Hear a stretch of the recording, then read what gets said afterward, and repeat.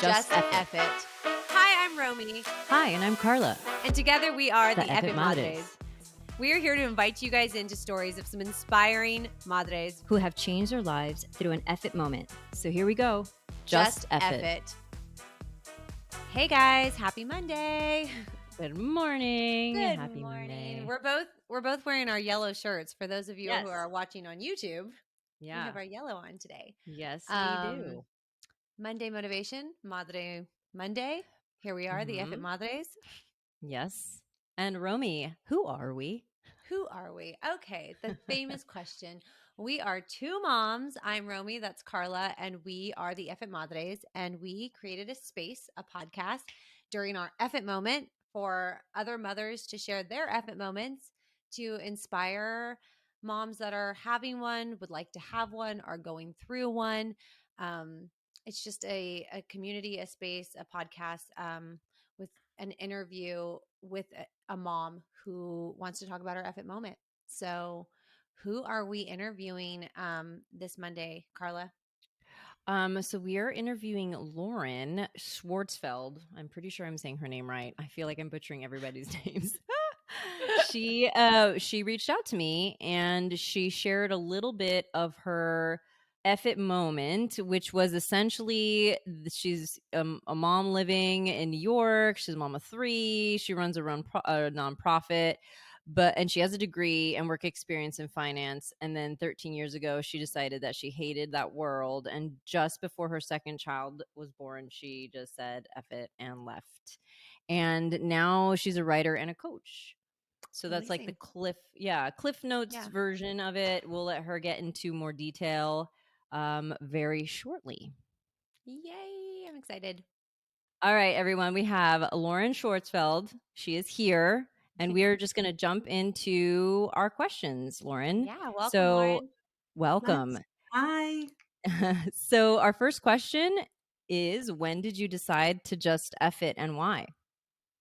Yeah, so I would say that I've always, I don't know, my life has kind of been like a series of Eff It moments where I've sort of spent a lot of time like looking around being like, I don't really think I belong in this spot. And I've always been open to trying new things, not really risk averse, not really like fearful of change. And so I've never really had a hard time being like, I'm not happy here and I'm going to change things up, which gave me a really big sort of sense of this idea that like, if I was unhappy and willing to make a change, I could. And I found myself in a finance job that I absolutely hated. I was not cut out for the finance world and the finance clothes and the finance people. Even though I was with like the least financy of the finance people, I still was like, I do not belong here. And so I quit after almost a decade. In 2009, I was pregnant with my second baby. It was just really, really out of alignment. But again, I sort of had this feeling of like, I don't belong here and I'm not going to stay here. And after that, I had 2 very young kids. A couple years later, I had another baby, and I spent a bunch of time sort of jumping from thing to thing, kind of trying to figure out what was next. But my really big Eff It moment came in 2017 when I stopped drinking. And it was big both in terms of like, I think getting sober is always kind of a big thing when somebody makes that decision. But what was really big is that it wasn't like my life was spinning out of control. I didn't get arrested. I wasn't going to lose my kids. My marriage wasn't falling apart. It wasn't this hitting rock bottom moment. It was just this moment of feeling like this doesn't fit. This doesn't suit me. And yet it was everywhere in my life. It was in social settings. It was in my house. It was on vacation. It was at PTA meetings. Like it was everywhere. And so the first thing that I had to do was reimagine and recreate this vision within me of like what my life could look like and how I could sort of repaint this picture that I saw of me on vacation, of me having dinner with friends, of like me making a toast at a party, just anything and everything that I imagined in different scenarios up until that point as a 36-year-old mom of three living in the suburbs. It all included alcohol.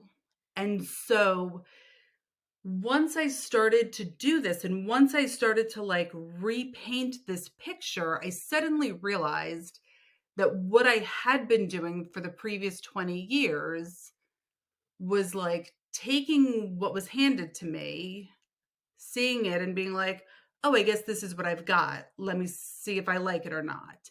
And not looking at it and thinking, is this what I want? Could I shift this a little bit? Could I make it something that I like better? I was like accepting these things as if they just were what they were and never giving myself the opportunity to like curate them in the way that I might be able to actually envision them. So with this effort moment, with you deciding, that you aren't going to drink anymore, and that this is what is really, once you stop drinking, and I know this personally as well, at times that I've done this, like you see it all around you, right? You're getting aware that this is like actually like a part of your life more than you probably even knew when you remove it. Definitely.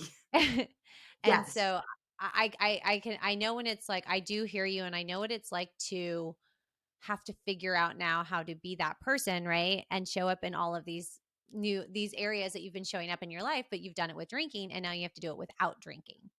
But what I love that you said, and is that it didn't take like some huge rock bottom for you to even have this epic moment, right? Yeah, Which exactly. is powerful. Think that that sort of became the catalyst. It kind of shifted everything in terms of how I looked at all of these different aspects of my life. And so earlier this year, I wrote a book is looking at your life, looking at these different situations and being like, it's not terrible, but like, It's not, wow, yeah. it could be so much better. And realizing that the reason why it could be so much better is because we're not making it our own. We're just sort of taking what's handed to us. So I took all of these jobs and was like, oh, this is what this job is supposed to be. Okay, I'll see if I like it or don't like it. Yeah. This is what motherhood's supposed to be.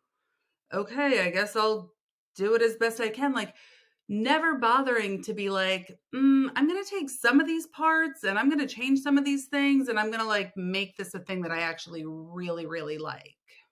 What exactly made you realize that though? Because like it almost has to take something for most people to be like, oh, I need to change this. Like, was it just a thought? Was it an experience, a situation? Throughout all of these effort moments that I've had little kids when I was in these finance jobs that I didn't like, I sort of have one of two ways that I feel about them. And one is that I either can like talk myself out of anything and I have can like logic my way out of things. And I Yeah. logicked my way out of drinking a lot.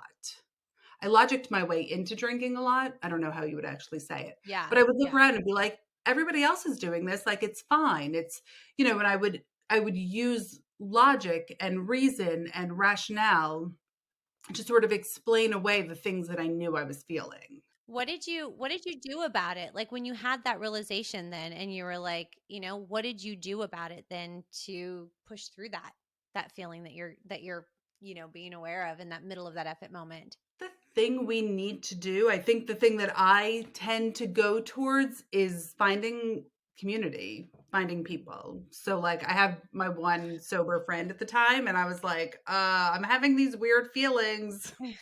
What am I supposed to do with them? Yeah.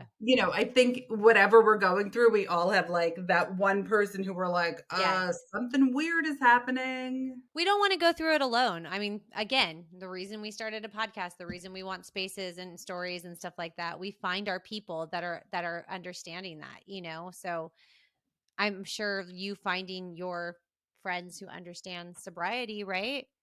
Yeah, and it turned into so much more than that. And I don't like I don't have a hard time being around people who drink. Like it's not It's not like the hill that I stand on or whatever the saying is, but it just, once I realized like I'm changing this thing because it doesn't fit, and realizing like it's also not that bad, but still I'm changing it. It was basically like the whole like thought process of writing my book, which is like all of these different situations of like, it doesn't have to be that bad and you can still want more.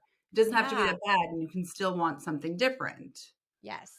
I think that's so important. I for so many of us, we feel like it's got to take like a rock bottom to make a huge change. And sometimes it's just such a small shift in you that goes, nope, Yeah, this isn't working. I want more.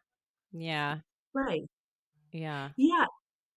And I think we often like forget, I think we stop listening to like those small voices. Like we just listen to like when the sirens are blaring and everything is like very Yes. much in your face.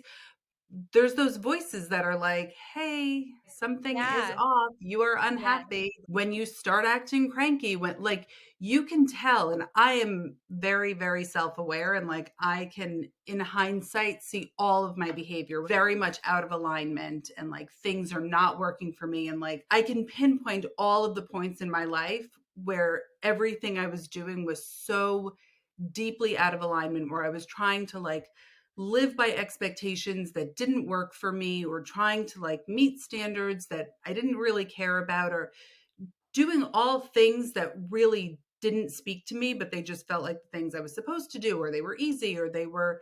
And I'm so keenly aware of like how uncomfortable in my own skin I felt in those moments. Yeah, that kind of leads into the next question, which is like how did all of that or making that decision make you feel? And I'm curious, how did that affect the relationships around you when you decided to do that? Because that's almost sometimes a mirror to other people, and then they start being like, "Oh my gosh, like should I look at myself?" or you know what I mean? And so people tend to pull away from that. So I'm curious, like how does that make you feel and the people around you? You know what's interesting, and a lot of people have asked me about that, is that it really didn't change any of my very, very close Yeah. relationships. It was really clear, and I'm always really clear in the things that I'm doing. Like, it's obvious when I'm doing something if I'm asking for someone's opinion and if I'm not. Same. Like, I am one of the people who, when people are like, oh, and everyone keeps giving me parenting advice, I'm like, really? No one ever offered me parenting advice. I'm not one that, I don't know, people don't see me and offer unsolicited advice. And I also don't give unsolicited advice. And so I am very much like I said right before we came on, like, I don't take things personally. If you're saying something and it's directed at me, you have to be like, hey, Lauren, I'm saying this and I'm trying to be mean to you. Like, Yeah. I don't take things personally unless you're trying to make them personal towards Yes. me. And I also am like, I'm not trying to be in your business. The way that I sort of approached not drinking was very much like this is a thing that I'm doing for myself, and like you do you and I'm over here doing me. It helped me in a lot of ways. I'm just here. And I don't really, I say this often, like to the people I care about and to my kids too, like this compassionate, I don't care. I don't Yeah. care what you're doing. Like, love you. You're great. You're fantastic. Doesn't that just come with age though, where we just start to get to a place where it's like, listen, you do you, let me do me. What's good for you is for good for you. What's good for me. I'm in a space where I totally connect with that, Lauren, where I'm just like, I don't really, I don't really care. Yeah. Like, as long as I'm trying to find what I'm in line with myself, for me and my children, the right people and friends and circles will they'll be where they're supposed to be. I care that people don't bring their bad energy into my space. But Yes. aside from that, I'm like, don't be a jerk, but also like, Yeah. Yeah. It's also like it's also a non-judgmental I don't care. Like it's like Yeah. you know what I mean? You're just like I really don't yeah, care. Whatever makes you right. happy. That's I it care about doesn't you as a matter to person, me. but like, I'm not going Yeah. to judge the food you order or the drink you drink. Like, Yeah, I've many times stopped drinking off and on throughout my life. Like that's a very big thing I've done. And the last year I didn't have any alcohol for different reasons in my life. And I understand really what kind of shift that does happen, and just like your life, whether, and I think anybody listening to, like, even if they were to have an effort moment to want to do that, like, it's okay, I think, to just decide, hey, this isn't what's serving me right now. It doesn't have to be some huge alcoholic thing or non-alcoholic thing, or it could be, but it could not be, but just that, like, you can just stop for Yeah. reasons, that are just needed in your life. So, I love that you were able to listen to, like you say, that little voice that was just saying, this isn't working, and it didn't have to be, like you said, the big sirens. And I'm curious into the next question is, when you did do that and you did listen and you stopped this, what did it do for you and your family? It felt like it opened up a lot of other things. And I'm not going to talk about it in terms of like the not drinking aspect, because the not drinking really felt more symbolic of like the mindset shift Yes. around the not drinking. Like the not drinking was a big deal, and I don't want to downplay that. But I think really in terms of like the effort moment, it was about the mindset shift that went into it was really what was so like monumental, and that's what really shifted so many other things. It gave me this opportunity to say to my kids, like, you see, when we go out to dinner, like, I'm the only one who's not drinking at the table. Like, you see, when we go on vacation, like, I'm the only one not doing this, and like, I'm super cool with that. It changed the way that I felt like I am in fact not doing the things that don't serve me. It changes the way you can put out there that like anything is possible, and the way you can sort of ask the questions. My kids are older than both of your kids. So my youngest is 10, and then I have a 13-year-old and a 14-year-old. But like, to have these kinds of conversations of being like, is that what you want? Is that how you see things going? Like, could you imagine things being different? All of these questions, like, the way we ask questions and interact with one another is really interesting. I don't want to say we've gotten lazy, but like, we sort of have a set of questions that we like ask people when we Yeah. interact on sort of like a casual basis, and they're kind of the same Questions. sort of boring questions. Yes. Hi, where do you live? What do you do? How Where are do you go on you? Yeah. vacation? Like, Hence you why I'm know, not a social person, because I can't stand those things. right. And I'm like the weirdo who's like, hi, what are you so excited about right now? And my kids are like, oh my God, stop asking people that. But that's a good question. I would love it if someone walked up to me and be like, "Hey, what makes you happy?" Be like, I know, it's Yeah. like literally it's my favorite question to ask anybody. I mean, I think honestly, funny thing about like those awkward questions is that most of my life with drinking, honestly, it was a social anxiety for me. I can't do fake talk well. So I would drink. I would drink in an uncomfortable situation to do that type of thing. And then whenever I stop drinking, I become very isolated and in my own little world with my few people. But that's because the conversations for me, just they're easier for me to have when I'm not consuming, you know? Yeah, what I've learned is that I'm actually just like a slightly socially awkward person. Yeah. All of these strange interactions "Wait, that I was like, oh my God, I can't believe I said that weird thing Yeah. when I was drunk. And now I'm oh like, my god, oh, it's just me. Yeah. I yeah, say the weird things, sober, whatever it is. It's just yeah, me. Okay, yeah." cool. Yeah. I'm like Ricky Bobby. I don't know what to do with my hands. Yeah. Talladega Nights. I'm like, I don't know where my hand should go. Super awkward. And so now it just sort of is like, I've also taken away that excuse, right? I feel like a lot of my 20s was spent being like, oh my gosh, I can't believe I did that when I was drunk. And now I'm just like, oh, hi, I'm just this awkward 40-year-old Yeah. mom. Yeah. And oops, I'm sober, but I'm still Yeah. kind of weird. I can relate um, so much. yes, I do too. Now, my next question is, what sort of fears come up for you when you, it's not necessarily the fact that you stopped drinking, but more so that you had this mental mind shift? Because when you have a mental Yeah. mind shift, it essentially shifts everything in your life. So are there any fears that come up for you in regards to this shift? And also, how do you continue to stay in the momentum to move Yes. forward? In terms of the like staying in the moment and staying in the momentum to move forward, it's kind of the opposite of momentum. My answer to most things is like, we need to slow down. Yeah. we need to slow down. I understand how I behave and how I feel and like what my body physically does when I'm out of alignment. Mm-hmm. Mhm. I know very, very well the feeling when I am making decisions that are in alignment. Like, I've done all of these things. Once you start saying yes to the things you want to say yes to, and no to the things you want to say no to, and making decisions that feel so perfect, and like curating the things that feel like I am creating this thing that is perfect for me and ideal for what I want next. You know what that feels like, and you know what it feels like not to do that. But when you are like constantly moving forward and moving fast and on autopilot, like all of that just goes out the window. And so the only way for me, and I think for most people, to stay present enough to know that you're continuing to move in the direction you want to move in is to slow down and to check in with Yes. yourself and to Yes. ask the questions of yourself. And to be present, just to be, like you said, in the moment. Yeah. Absolutely.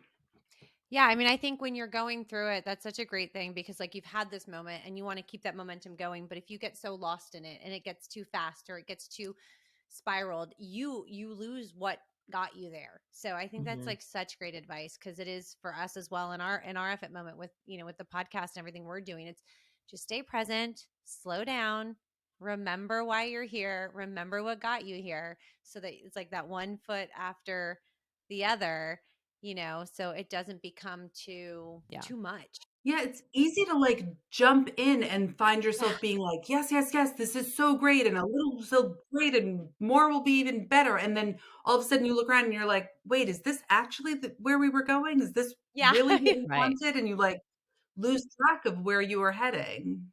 Yeah, Yes.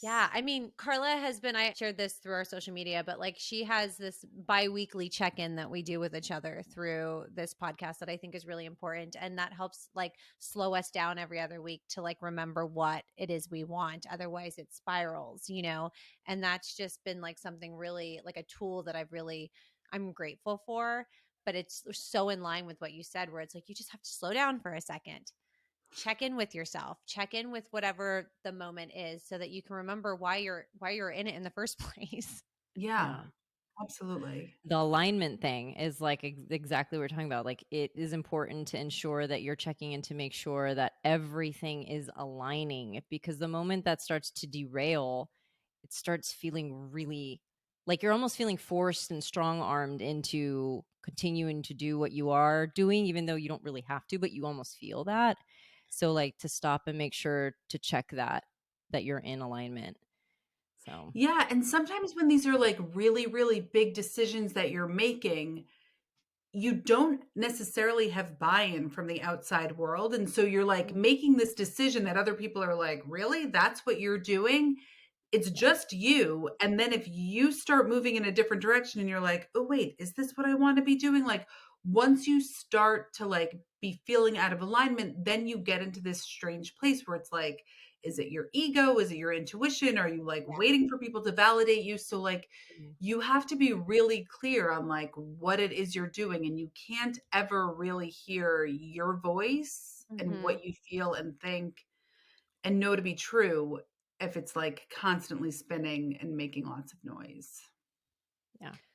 So when you did this shift, you said that you also wrote a book. Did that come from this whole mind shift? Did this allow you the space to be clear and go after, like you said, how those little effort moments kind of create bigger effort moments? It did. So it started with the opening chapter is it's a series of essays really of like me navigating through life, motherhood, career again, marriage, all of these things, aging, friendships, All the topics. all the things. Yeah.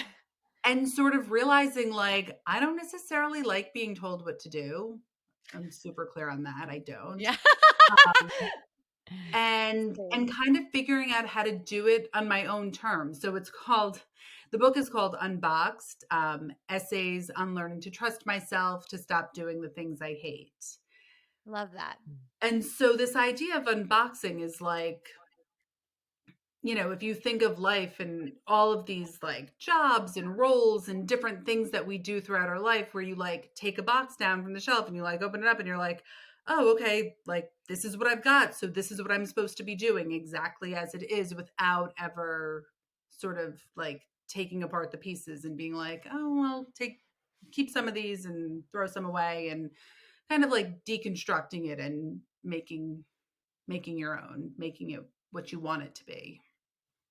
Isn't it that's so beautiful that like when we do make those shifts, because I think, I mean, hearing you, like the F it moment for you, yes, it was sobriety that came, but it's really like we said, it was that mind shift in you that led to the sobriety. So that is the important part. Like your brain was connecting to being aligned, needing a shift. Drinking became something that you removed, and then it allows you to explore these other parts, like you, where you start unboxing and writing and connecting, and then sharing, and then helping. You know, through your experiences. Yeah.